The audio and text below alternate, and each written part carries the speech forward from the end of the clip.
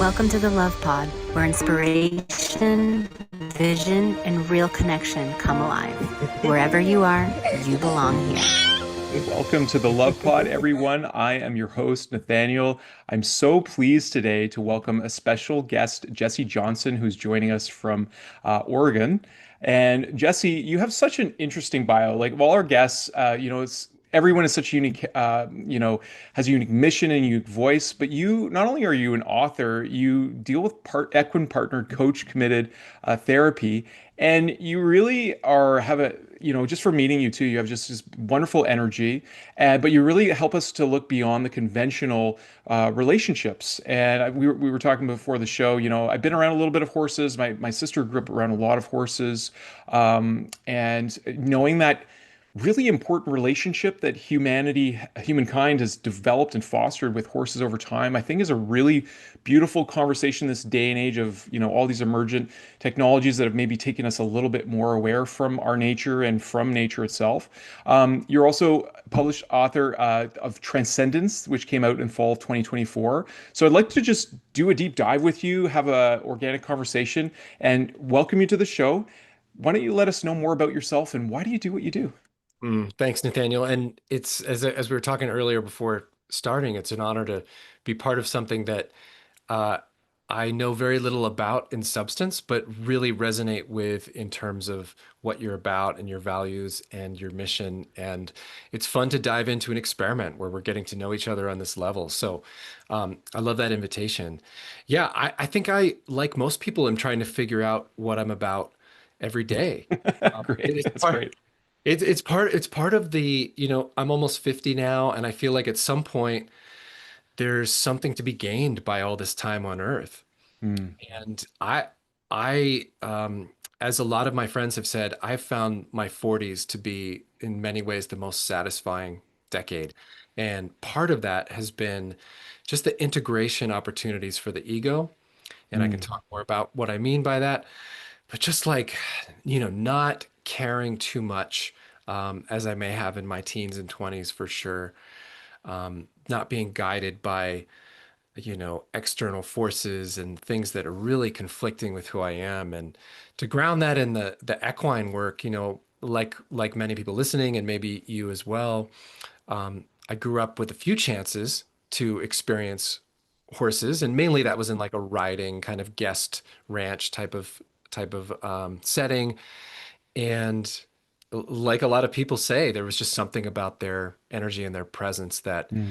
had me knowing that I would have a future curiosity about horses and their potential. And so, about 12 years ago, a colleague of mine turned me on to this equine coaching person, and I went and did a few trainings, and I sort of felt out where I felt trusting of mentorship and philosophy.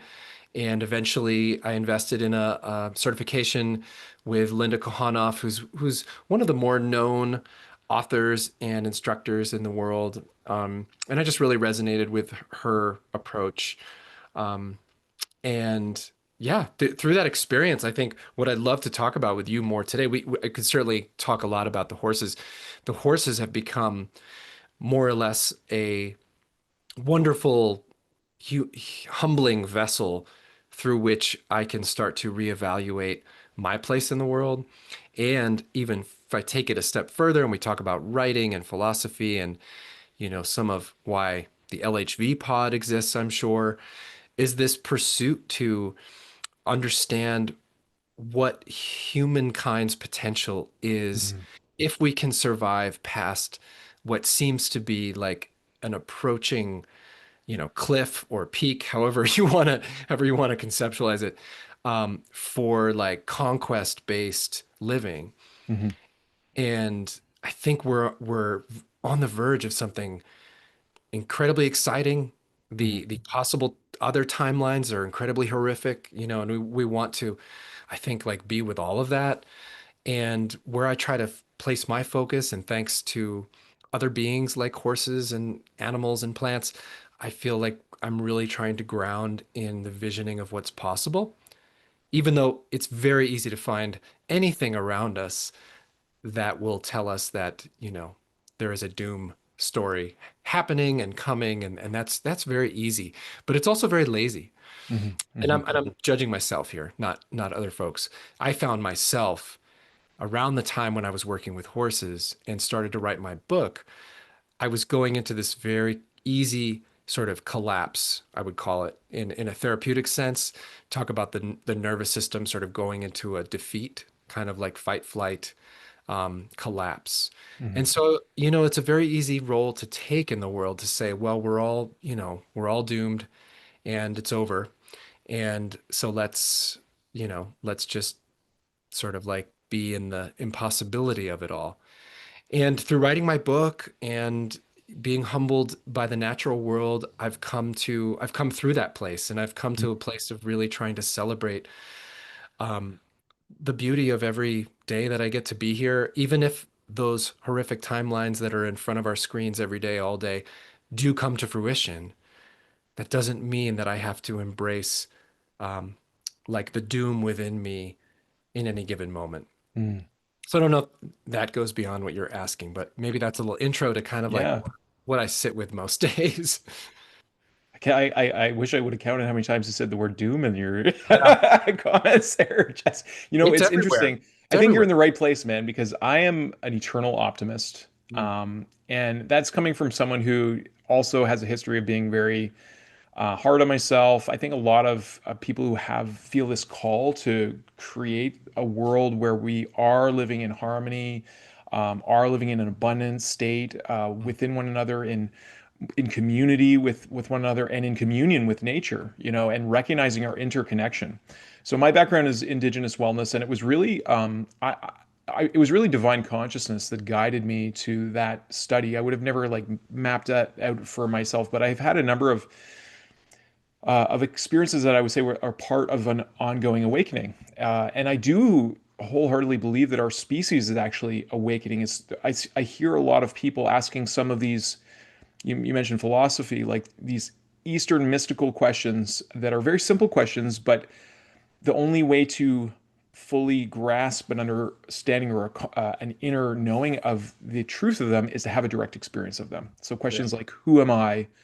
What am I? What is another? What is love? All these questions that you can only really experience. And this is where like scientific, um, materialistic dogma, I would say, not science as a whole, because I do feel that science is a pursuit of a much higher truth, and that's really needs to be the North Star. But then there needs to be some inspired acceptance of the subjective experience that we all have, and that's where I think philosophy is at the heart. Because from a materialistic sense, especially the mechanistic view of the universe, that's where I think the doom stuff comes from. I think that's where the nihilism comes from. It's where we've lost sense of who we really are, and we identify more as the body or the mind or our identity, I think, rather than looking at the truth of who we are really. And I feel like it's only through relationships that we get that. And I feel like there's something special about the relationship between horses and people. And also there's something very special about writing for human beings. I feel like it's one of the most humanistic practices that we do, because you're literally manifesting. People don't, I don't think, see, we've had a guest talk about this before on the show. Like, you're literally pulling things out of the non-physical about your imagination and your perspectives, and you're putting it into words on paper. We are meaning making machines, or machines. We are meaning making creative beings, is what I meant to say.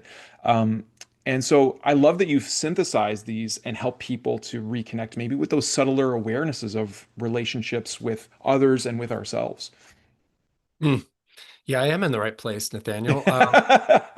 Just like the way you're talking, I'm like, wow, yeah, there's a lot of resonance. So I'm just watching my body kind of come alive and um, appreciate what there's so many threads there. So I just want to come back to the first thing you said because I have a lot of charge and you'll help us make sure we don't get lost down a rabbit hole here or Everything that, always comes full circle, that man. Just don't worry wait, about it. Just let okay. it go. If you want to go down this rabbit hole, then you just tunnel Totally. away. But like I grew up in the New England academic liberalism, and I, like most people, was conditioned to sort of see truth as pretty binary, and that the scientific method was the sort of pinnacle of the progress narrative, as some call it. And I think what is unfolding now in the last, maybe in our generation, let's say, is that while I agree with you that like this the scientific method, when people talk about science, like they're talking about empiricism, right? Hmm. Like that has given us some of the most amazing, brilliant innovation, and I hesitate to say knowledge, but just more like framework to understand reality. Hmm. But I think we've swung so far to believe that there is not reality outside of what can be put into a p-value. Hmm. And that's really dangerous. And if it's not dangerous, it's at the very least very limiting. And Hmm. so I think in all the words you're saying, and where my intro frames us in terms of understanding nature and horses being such a sensitive part of it, along with millions of other beings, of course, including ourselves, is that I don't want a world that has no mystery. Hmm. Exactly. Yeah. I want a world where I can believe that the solutions may not be evident in terms of a graph or a p-value, um, but that I believe that they may unfold maybe through those means, and that's wonderful. I have nothing against that, but maybe there's more space, right? Mm. It's sort of like, you think about animals who can hear different sound frequencies Yeah. than we can. So just because we can't measure that or experience that doesn't mean it doesn't exist, right? Yeah.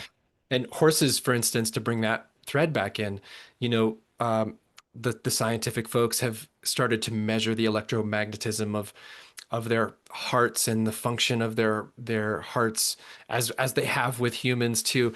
And we found that horses' electromagnetic sensitivity reaches for about a mile. A mile. Oh Yeah. wow. I guess And the technology to measure this has improved a lot since I knew, because I thought we could only measure to like 8 feet. A mile, that's amazing. yeah, so Wow. I don't know. I wouldn't claim to know much about how they're measuring that, but I Sure. believe it in the Yep. sense that you think about like hundreds of thousands of years of evolution Hmm. as a prey animal, Hmm. and for that line Makes to sense. survive, how sensitive that being needs to be of its environment, Yeah. and Wow. how attuned it is to threat. And Yeah. of course, it's attuned to a lot of other things, right? We're sort of going Hmm. to the baseline. But when we're talking about like the baseline sort of attention seeking method of this world, it's fear. And, Mm. it's righteousness and fear play so strong in the digital algorithms that really define a lot of our own sensitivity. And I'm not trying to trash, it's all nuance, but I'm saying when we're talking about like that baseline, Hmm. I want to believe that we're capable of different frequencies with each other. Yeah, wow, man. There's so much to, we can certainly do a deep dive in a lot of what you're bringing up for exploration here. First of all, I would like to acknowledge that there is an impoverishment in a scientific community in any timeline or dimension of existence, where it is completely limited. When you say a p-value, it's limited by our ability to measure it through the senses. And you mentioned, space. Space is one of those curiosities, as is consciousness, where there are qualities that we experience like love. And I've been around some very scientifically minded people that are very quick to dismiss things that we don't fully have clarity, like love. I remember there was a girl in high school, very scientific girl, and I'm pretty sure had a pretty big crush on me, but I got totally turned off one day when she explained to me that love was just a series of chemical firings in the body, and that was her definition of love. Because I'm even at that time, I think I'm more of a poet and an artist than probably a lot of my peers. And to me, that mystery that you speak of is just so vital and important. And I think there's a reason why a lot of Indigenous people call it the Great Mystery. Because not only, you know, I feel like paradox is actually extremely important to our our journey and our awakening as individuals, but also as a species. And whereas something can know us so intimately well, like when we think of the amount of loving, intelligent work that goes into just sustaining our bodies, growing us from a seed and an egg, healing us when we get wounded, digesting foods in a right and orderly way, and all the things that go right despite all the disharmonies that we expose it to in this, like you are correct, I would say in a big way, like during this time, like fear and righteousness not only show up in our communications, it also shows up in our lifestyle in a lot of ways, right? Like we go to boxes to get food that is not really quite food and is limited by its nutritional value, that keeps us somewhat in a in a fight or flight. We're addicted to a lot of things that are overtax our nervous system, knowing, like from a marketing standpoint, that it is fear that gets the attention, and then looking at, well, what is attention, and so I see a scientist there measuring something, and we know we have the observer effect, and yet how much of science is actually talking about that. What is that? We just say it. The mind is very good at dismissing things, I think, because of our language structures. We say, oh, that's a tree. Oh, that's the observer effect. Oh, that's a placebo, without really going to the heart of what are these things. And this is where I feel like a lot of the bridge between science and spirituality during this time is really unfolding in a really beautiful way for those who want to look Yeah. and pull the hood. Like there's this awareness that's happening, and I have more to share, but I want to hear what you're saying. Like, and I want to present it in a context of language, because what you said about the horses and that attunement to the environment, I think has a lot to do with these languages that we were much more sensitive to at one point as a species, and now we have the English language, especially, which is very objective. It's primarily noun based, Right. um, and which is interesting because I had the opportunity of teaching an Indigenous languages Mm. course last semester. And not that I've mastered any Indigenous languages, but I've been studying languages my whole life and look at structure interestingly, it's inverse. Most Indigenous languages, like Anishinaabe-Moan, which is a huge, or Algonquian, which is a huge language family, I've confirmed this with many speakers, is it's like 80% verb based and Right. 20% noun and inverse. And so you would say something, to give an example, like when you say, I'm going to go be with the horses, you would say, I'm going to go be the horses. Like there's an understanding. I'm going to go be the beach. There's Mm. this innate comprehension that there's no separation between Mm. the individual and the environment. Like these are intimately connected. Whereas Mm. English, I find, objectifies everything. It's how we teach the alphabet. A is for apple, B is for bee, C is Mm. for cat. And it's like we learn to separate ourselves from everything else. Man, I think you and I could have lots of conversations. Yeah, I'm an armchair linguist myself, and I just love, well, I mean by that is I love words and studying the Yeah. etymology and the precision. Actually, I just got a 1912 Webster dictionary, which has like Mm. different kind of sophisticated definition usage, as I'm told. But I heard that too. I sometimes listen to Daniel Schmachtenberger, if you're familiar with him. No, no, I am He not. mentioned on one talk about like the English language consisting of roughly 70% nouns, and how that was, I believe, the most of any like cultural sort of linguist world language. And so, yeah, just how that conditions us to see so many things as like vacuums, just individual little things. And it starts to dissipate the consciousness of interconnectedness that you're speaking of. And it, as Charles Eisenstein would say, it sort of like it enables the story of separation in Hmm. our psychology, in our way of being. So one kind, I mean, I imagine you probably practice something like this. One way it sounds like you're saying of reconditioning ourselves would be to be really mindful of the language we're using in relationship to self, other um, feelings, desire, pursuits, and how Hmm. we relate to that. Yeah.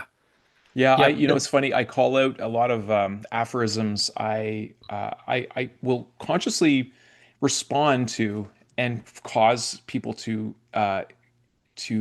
second like ask themselves what are they actually saying? Because there's so Yep. many things we just repeat as culture. And I always ask people instead of like how are you doing? I because that's a weird question, right? How are you doing? Well, most people don't even know how they move their own hands, like let alone how they're doing anything. But I'll always ask someone like, what's your favorite what's your favorite part about today? To Yeah. get them thinking in general, like gratitude and like actually pausing and wondering, hey, what is my favorite thing about today? But it's funny. I always catch people. This is my I've been a dad for a long time. I didn't know it, but people ask, "What's up?" And I always say, "Oh, it's upside down, perpendicular, sideways." And they always go like, Just you you're know, just breaking up patterns. Yes. yeah, exactly. Just in Yeah. case you forgot, because people are always asking me like you forgot. So yeah, Oh, that's awesome. Hmm. I'm sure What? we could have lots of conversations. Go Well, ahead.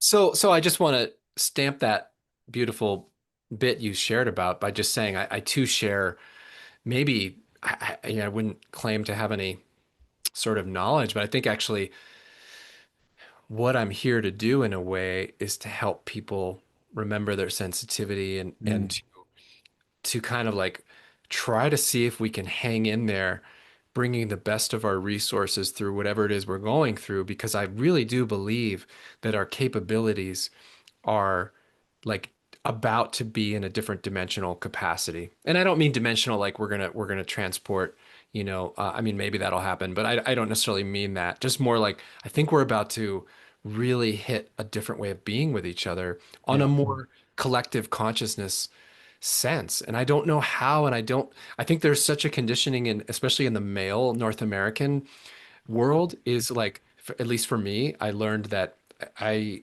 implicitly I had to have the answers. Mm, And I find myself, it's really fun to be on these podcasts because I find myself challenging, just like you're not an expert. You don't know anything. It's like the mm, older I get, the less I really like that word know. I said earlier, I said I'm hesitant to say knowledge. Knowledge is a really tricky one for me because mm. it automatically like places something in that noun category that just got to be a little mindful of for me. Yeah. Because I think mystery and not knowing is what has led me to so many amazing experiences and keeps me open and receptive. And I think like what this time period is asking in part of us is receptivity in a different way. Hmm. Hmm. Yeah, that's a great point, Jesse. And I also feel like getting clear on what we mean by certain words. Like to me, the way that knowledge is often framed is it's this dissemination of what we're told are facts, Right. and it doesn't often take into account perspective. Right. And so, like, we're told, this thing happened on this date, at this thing, and yet, I mean, I think the more that we're awakening to the real, mystery of it all is in the miraculous too. Like, we know from a fundamental level of physics that there's potentiations in things, like things are part of a field of information. And so, like, like these interconnected things like intelligence, information, knowledge, wisdom, like we throw around a lot of these things which are huge, deep meanings of themselves. And, even the word like light art vision at its core is a profound education association and co-creative endeavor. And that's an acronym for peace because we're devoted to helping to bring about a world enlightenment.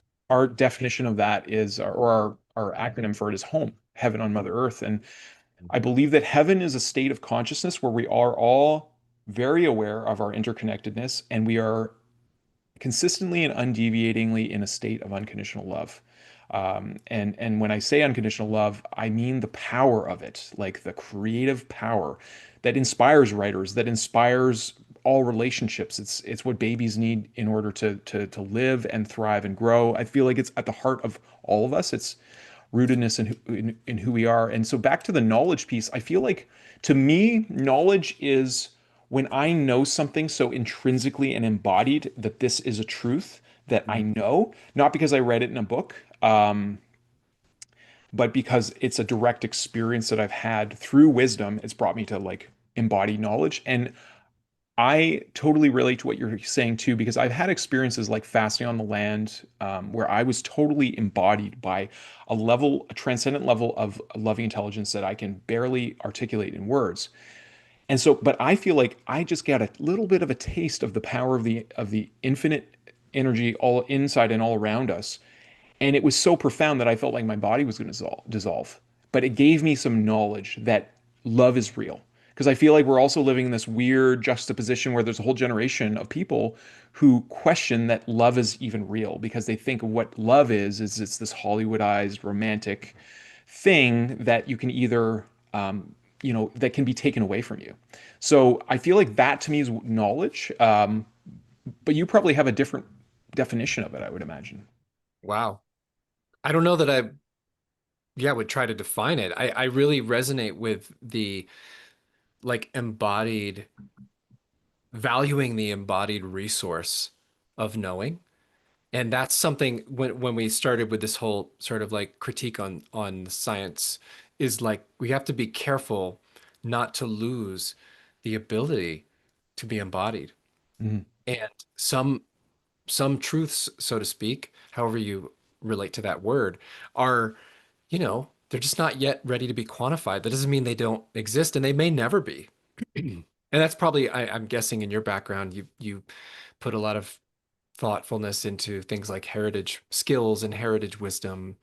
Um, Not that everything in the past was better or anything like that, but just to understand that things are because people often developed them or experimented or they channeled them or they intuited them. Mhm. Uh, and that like staying connected with that part of ourselves Yeah. to me is so critical. Yeah. Well, I think it's really simple too, and this is why it's easy. The mind always wants to generalize or categorize. And what you said about sensitivity and our ability to listen, especially very intimately, I feel like to a certain degree, we all had more attunement to this when we were very young children, when we were in wonder, when we would look at a raindrop for the first time and look at all the colors in there, my goodness, or watch a spider weaving its web and all the intricate things. And so quickly how we can get closed into the beliefs of the world and close our mind to that wonderment. And I feel like it's the same thing with meditation. I'm definitely more sensitive. I didn't realize this until last year how neurodivergent I am. I didn't really know what that meant or what ADHD meant or anything. Realizing that it's a hypersensitivity, I've always kind of had that, and I really am grateful that I learned to meditate at a young age because to me, all meditation is we tend to overcomplicate things as humans a lot. We create vast tomes of knowledge, and yet we don't have the direct experience of that. The simplest of things like love, like I was saying. And to me, it's as simple as just learning to listen. And this is where I feel like, I'd love to segue more into the role that we can, what you do with coaching. I'm intrigued to know like how forming these relationships with horses and how we go through that resensit resensitivization, I guess it would be the word. I'm not sure. And what that looks like and what kind of transformations people see when they start to awaken again to the aliveness of that through this sensitivity. Yeah. Excuse me. I love your example of meditation as a vehicle for that too. Because, you know, it's easy to again sort of objectify anything as the thing, and I don't want to do that with the horses. Hmm. That's a thing that can happen in the equine world and all sorts of Mm. world. We're like my son's 11 and he's in the last 10 months he's gotten really into disc golf. And like all these little sub sport genres, like you can get so over invested in the value of the gear Mm. rather, Yeah. and so like he's like, oh well, this disc doesn't work, this disc doesn't work, and I'm just like, yeah, well, you also don't know how to throw it. And, so why don't we spend time just learning how to throw it, and then it won't matter what disc you're using as much. And that can happen. That's just like such a fun human thing to grab onto because it avoids the harder work usually, Mm. which is like, well, what's the skill I need to practice or what's the awareness practice that I need to embrace? And so with the horses, it's really just another opportunity to hone in on our own sensitivity. And the horses are just like a little bit more of an interactive, I shouldn't say a little bit more, a really beautiful, powerful, sensitive mirror for what's happening in our beingness around relationship. Mm. And so, what I like to do with people is to customize whatever they're going through to an equine experience where the the horse is not a projection screen, it's an actual relational being. And so when we step into that round pen or that arena or just are out in the grass, they are in relationship with you. And like you said at the top, relationship is where so many things become possible. I'm not sure if that's Mm. how you said it, but it's like that's where it feels like to me in my experience that potential amplifies. And so, people get to go in there and they get to see themselves more clearly. And my job is to guide the relationship in a way that they get to facilitate things like mutual respect and connection and play and boundaries, um, and power. Mm. If we just simply define power as the ability to influence the environment, then power is always at play. And I'm fascinated with power as a resource because it is such a driver of systems in our world. Um, even so much so that if you're listening to this, you might even check in with yourself and see, how did that word land in my body? Mm-hmm. Most Mm-hmm. of us probably have at least some, um, you know, repulsion or at least an activation around that word as it's been abused Mm-hmm. Mm-hmm. largely by humans in horrific, disgusting, terrible, devastating ways. Yeah. Yeah. And yet, it is simply the movement of energy in our world. And I think what's happening in this sort of precipice of modernity and post-modernity is that power is being reorganized. Mm-hmm. And I think one of the things the horses help with is to help us sort of reclaim the opportunity for socially intelligent power rather than just Yeah. rejecting it as a concept and say, well, that's over there for the bad people and, the greed and the patriarchy and like that's again a practice of separating ourselves from responsibility Mm-hmm. when really it's all around us and through us and with us. And I think what I can do personally is to be as responsible for my power in a way that's life-giving, in a way that sort of like attunes and is sensitive to the ecology around me. And by ecology, I mean my house and my family, because I'm one of my tenets that's helped me over the last year is to recognize like I don't believe I or anyone is really separate from harm. Like we're all doing harm every second of the day and in the way that we're living. It doesn't mean we're doing nefarious harm, but like we're all creating some form of destruction. I'm living in this house, I have this car, et cetera. We can break all those things down into the pieces. But actually to say like, okay, I'm not separate from this power system. How can I actually be part of it and start to like enact my awareness in a way that might not be reinforced the way that those systems are doing it or those people are doing it. And Mm. so I think, the horses are such a beautiful way to help us be honest with ourselves about our integrity and to help because they won't really respond. Some horses will do this amazing sort of job of holding people to the level of their own power.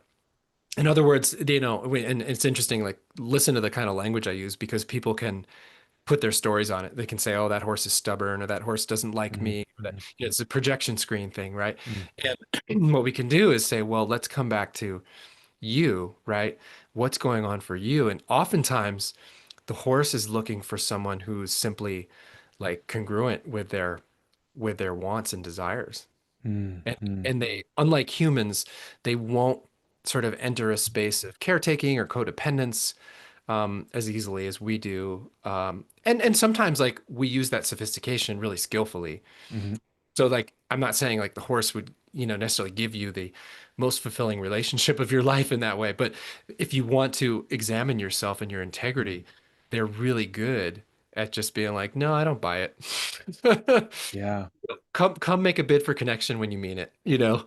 And imagine if we could be that way really skillfully with humans, in our with ourselves, with our families, with our communities, and then obviously when you get into these big power structures that are going through whatever they're going through right now. Yeah.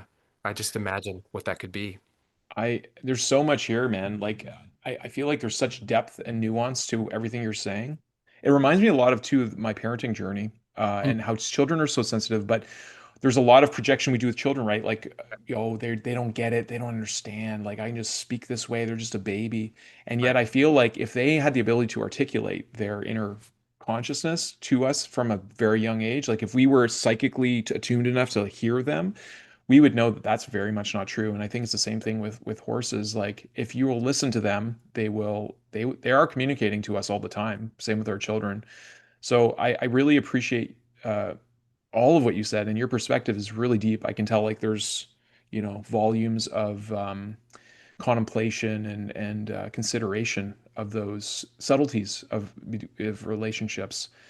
You mentioned a few times too, this feeling of entering into a new era that we are embarking upon as a species, and like post corruption. I love that way of phrasing it.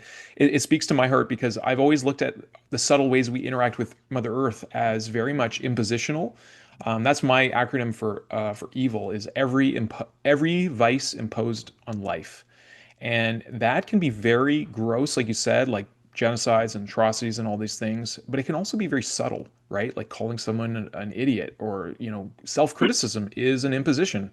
Like, who are we to criticize our conditioning? Like, we are, you know, we can have discernment, but we don't need to belittle ourselves. Or, I think it needs to start at home within ourselves. Mm. Um, and I feel like, Jesse, I know we have limited time today, and I would be doing you a disservice if I didn't tell you about the Christ letters, and how important I feel they are. Because one of my early experiences, when I was in my 20s, just entering my 20s, actually, I spent a lot of time in the forest. Probably, maybe some would argue, maybe that an unhealthy amount of time contemplating and writing, and spending a lot of time just rooting and connecting with nature. And a being of light appeared to me in the on the path home one day, after I was inspired by this question of what would our world look like if we were all truly doing what we loved and were sharing in the abundance that I was contemplating as I was looking at the patterns of a leaf and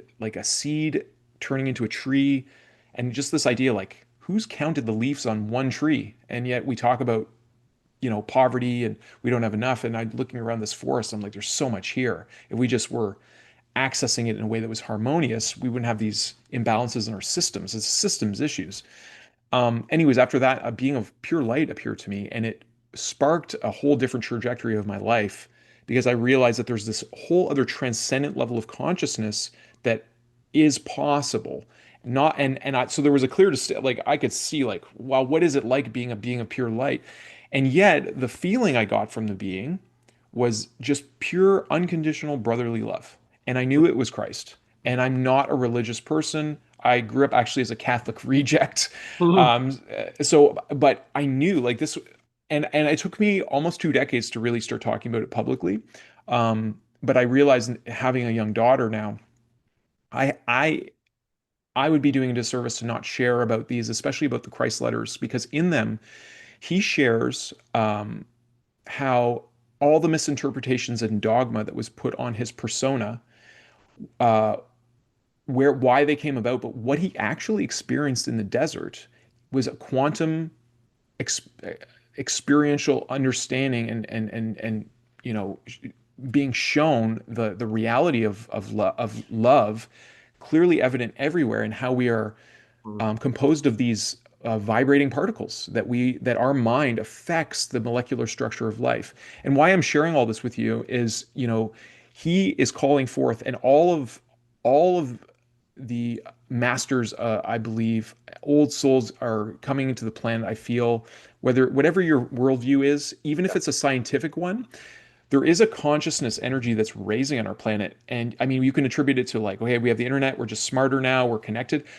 But it also requires us, that quote, like, great power comes great responsibility. Like, we have a duty to raise our consciousness or our spiritual maturity, I like to think of it, to meet some of these technologies because they are very powerful.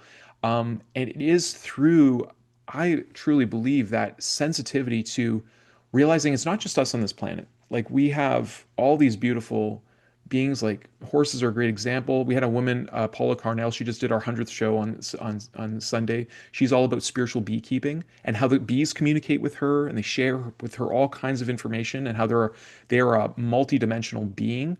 Yeah. That so I feel like this is the kind of knowledge that our indigenous ancestors had more access to just because they were more sensitized to the ability to listen. They could talk to the face of the plant and Yeah. ask the plant what it was good for, and then ask it to help them instead of this just because when you talk about like post Conquest. conquest, it's like this idea that that we're a dominant force, and Right. this is where the edge comes in with me because in the letters he rejects the Bible, he rejects Christianity as it stands, and he also rejects scientific dogma and as it stands, and he's calling us forth to recognize that our consciousness is co-creating the the situation on our planet, and that we are 100% responsible for the circumstances in our life.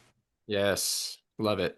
Yeah. I have a complex past with Christianity, and really despised it for a while. And in my adulthood, have had some really nice just reframing of Jesus as a light being, Hmm. through Reiki sessions and just people who are a little more spiritually mature. So I appreciate that. For a second, I was like, oh, my guard is coming up. Is he going to pitch me on Christianity somehow? Um, I and appreciate you sharing that because that's yeah, always one of my concerns because I'm so scientifically minded. I'm aware that as soon as I say the word Christ, people are like, oh, yeah. you. It's like So I hope it's I like that's articulate it in a I way know that is you did. efficient. It's like and however you orient is wonderful as long as it feels congruent and life-giving to me. And Yes. it's sort of like the word power earlier. It's got Yeah. such charge to it Mhm. because of the cultural conditioning. Yeah, yeah. Yeah, I so appreciate that. The word that comes to mind is like a holographic reality. Yes. That And where it's sort on of that word power, it's interesting. I wanted to share this because what's her name? Jamie Sams has a medicine card deck, and horse. The teaching of horse is power, right? yeah, That's why we call it horsepower. So I love that you brought it up in this conversation because it's all to do with horses. And if you look at a horse and how strong they are, and just how like powerful. I mean, they literally allowed us to progress in civilization in terms of their contribution, but they're so gentle. They manage their power well, and yet you would never want to get kicked by a horse. Like it's just that it's astounding. So I appreciate you bringing that up. Yeah, it is a subtle distinction there. Yeah. yeah. And one thing we work with, credit Linda again for this. People listening who are curious should look up her work, on Quest. Um, is this idea of non-predatory power. Mm, And mm, so, and that post-conquest is one of her ideas as well, that like history, human history has been determined for better or worse by conquest. And, I like to think I've actually started a little bit of research around my writing around like anthropological studies of human civilization or small pockets of civilization that were not guided by things like growth and dominance and conquest. mm. And it's hard to know because history is written by those who survive, Yeah. as you said, as you mentioned earlier. And so even if you think about like 20,000 years ago, where you and I live, you're in Canada, I presume. Yeah. Yeah. Currently, So, we're in so Ottawa. Yeah.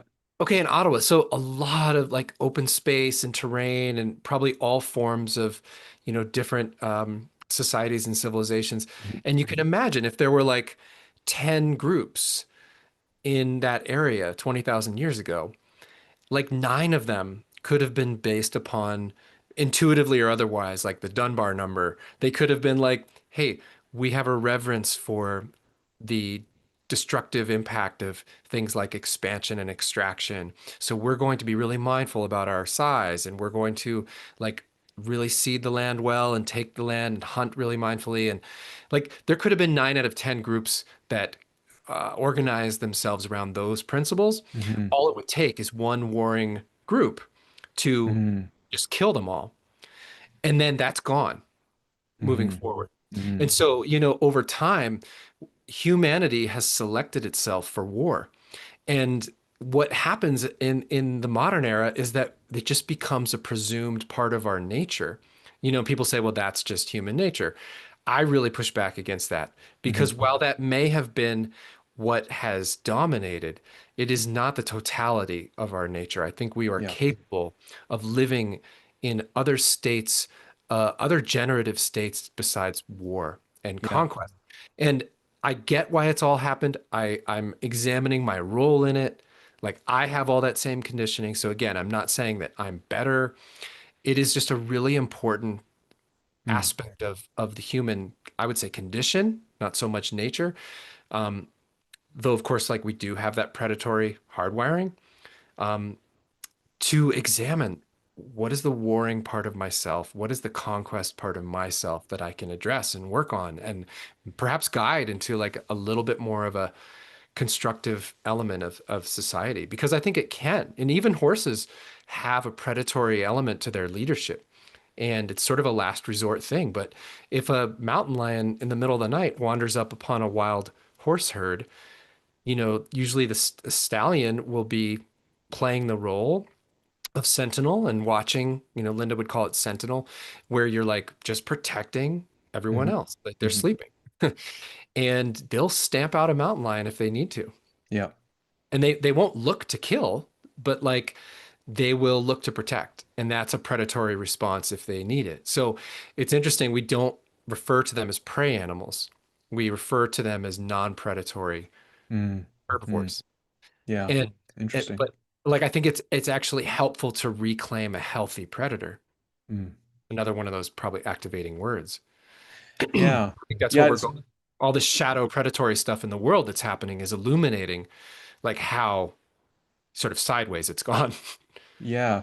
No, and it's certainly come to light in a lot of ways in the last, so many years, with all the exposures and Hollywood and all this stuff. And, Mhm. Mhm. it's interesting. I think it's one of the biggest problems in our world, and I didn't realize this until talking with an elder after I was exposed to an awareness of it, attending one of Tony Robbins' events online during the lockdowns.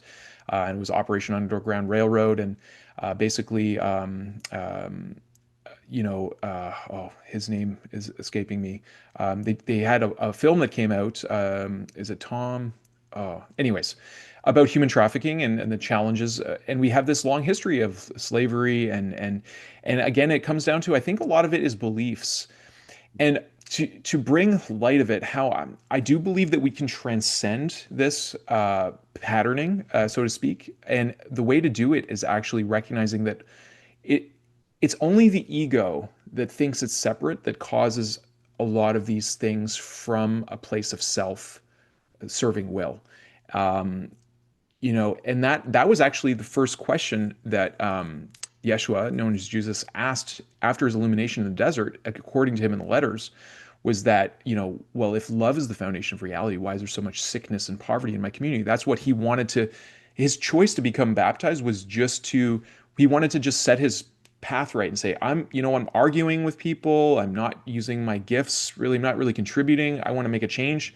He didn't expect to be like shown the reality of cosmic consciousness in this iterative experience.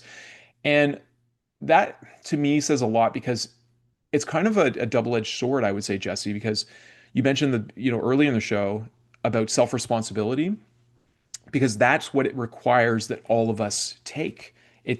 We can't have anyone who is our spiritual bypass. We can't have anyone else as our crutch. We have to, in order to become spiritually enlightened, to embody a higher state of our true self, the soul, which it already has, to me, perfect wisdom and knowledge of interconnections of creativity. I think it is just pure love and awareness. In order to embody that, we have to be willing to look at all the beliefs that we have that keep us separate from one another, including the predators and the ones who would say, those are the elites. And if we are, like, this is the paradox again, right? If we're one, well, it also means that we're either one or we're not one, That's right? right. So if we're one, I think this is one of the errors that I saw in our collective consciousness during the whole all the lockdowns and stuff, is there was this judgment of the bad actors who were, pushing a lot of things, and instead of viewing them just like everyone speaks hatefully of Hitler, what if everyone just didn't go along with hatred and just loved these individuals? I think they would be dissolved. I think they would lose power. We said, yeah, we're not going to do that. We love each other and we recognize we're one. Like humans, we always have this as an option. And maybe I'm being a little bit too like coming across naively, but I do believe that is in a power of decision when we recognize our interconnection. Like you and I are brothers. We were both born from an act of love, a seed and an egg. We've had our very own unique psychological, spiritual journeys that have led us to this point. We have perspectives that differ, but we can learn from one another. And if we actually really listen and have that acute sensitivity that you're talking about with horses and really listen to one another, it doesn't matter if we're on both sides of the polarity of political or whatever. If we really actually talk more and listen to one another more, we're going to come to a heart and heart at some point. We're going to recognize like, hey, Jesse's just a good guy, and I care about you just like I care about my other brothers.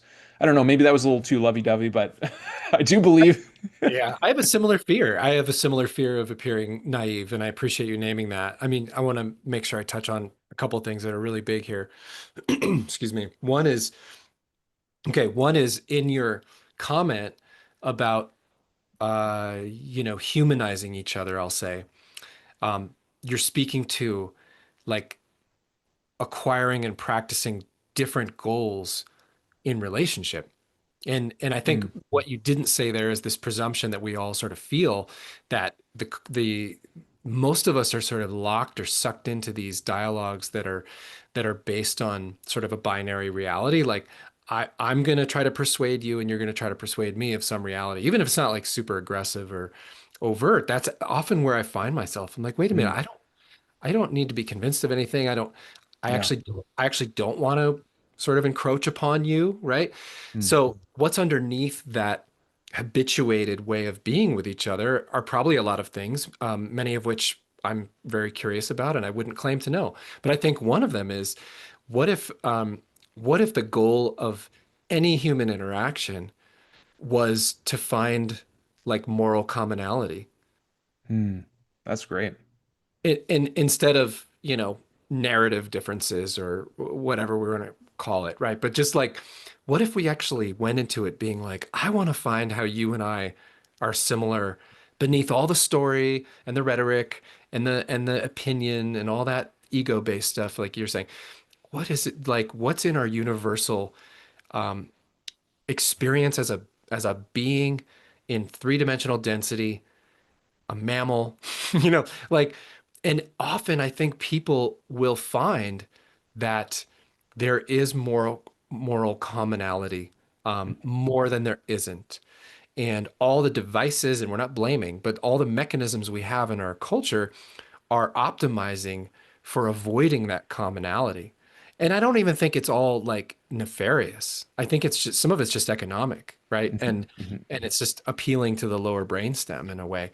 mhm, Um, and of course, like people can be opportunistically nefarious with that. mhm, But I think like putting any energy into that is just putting more energy into the story of, disempowering ourselves to some evil, um, which I just don't buy. Because I agree. I think there is unity consciousness. I experienced a confirmation of this similar to you in a plant medicine ceremony where I didn't have any answers for like, what's my next life step?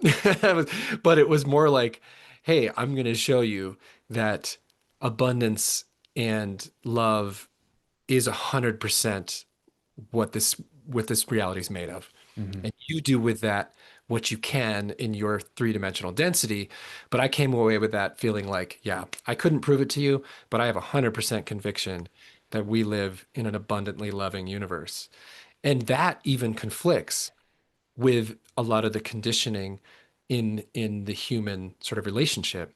So what if I went into a conversation with someone who I assumed had a different political opinion with me, let's say, as saying like, I believe we're both made of the same stuff, cosmically, spiritually, whatever. And I'm really interested in finding out like more of that commonality than more of the difference. Because, okay, the naive part would be to bypass the constructs that are causing so much harm in our world. And I think Hmm. it's important to name in our conversation that like that stuff needs to be dealt with. And you and I in this moment have the privilege not to deal with it. Hmm. So in no way do I want to minimize that Yeah. work, you Yeah. know? Um, and I want to say that getting obsessed with that being the only reality is missing an opportunity. And I think those of us who do have the bandwidth and are fortunate enough to have the resource and can be at home in our nervous systems, which is not everybody's reality, and I Hmm. respect that. Hmm.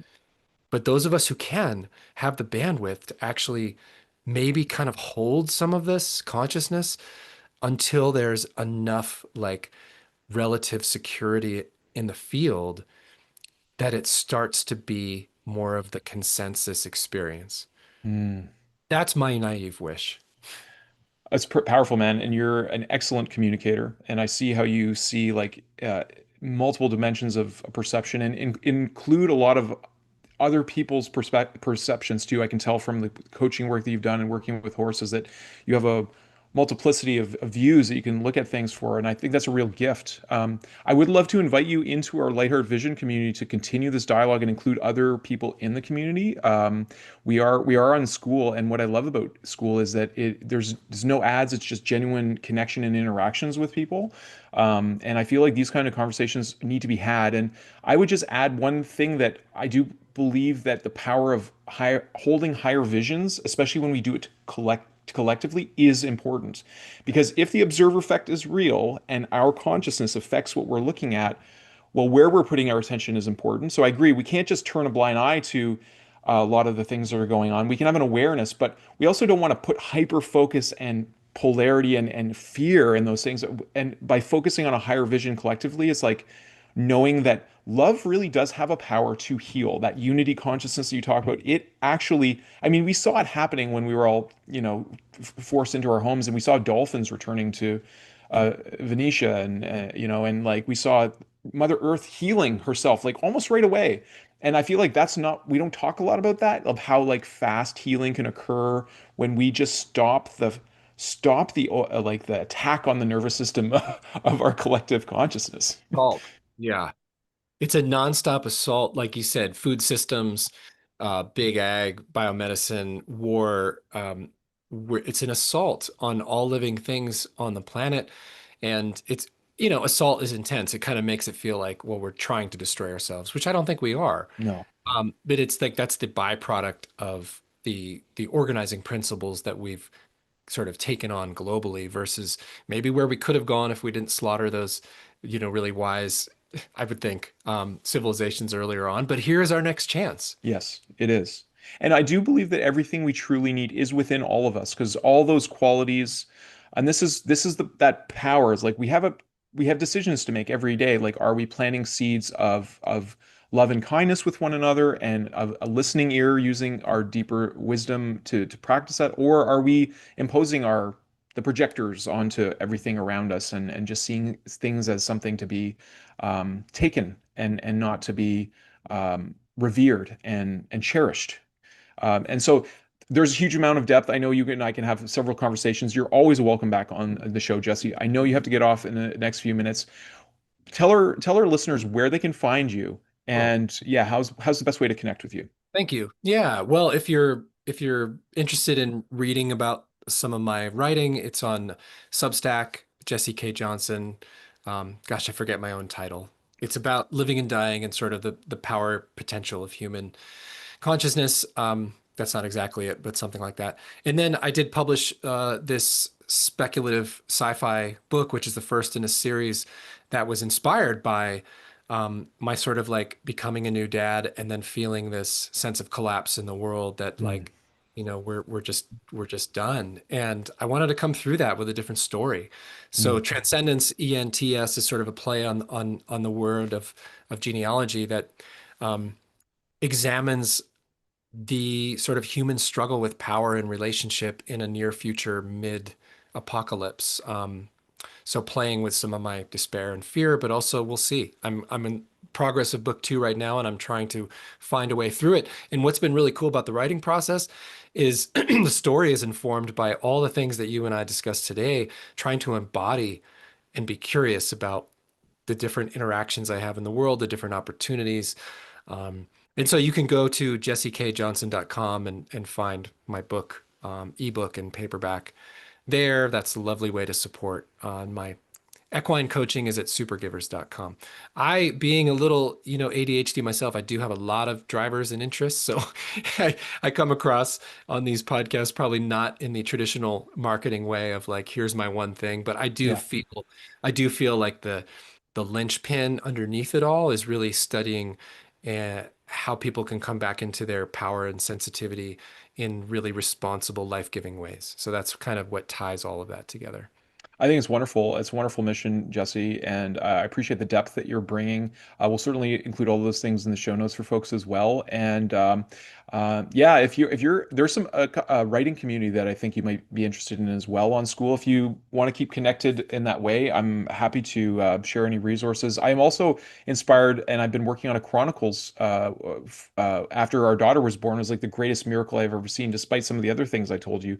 It's just seeing the rawness of new life emerge and how amazing just watching her develop and grow. And like I do believe that humanity, I have a friend, Michael Rizk, who's going to be coming on the show. He talks about our innate infinite goodness within us as a species, and I do believe that is true.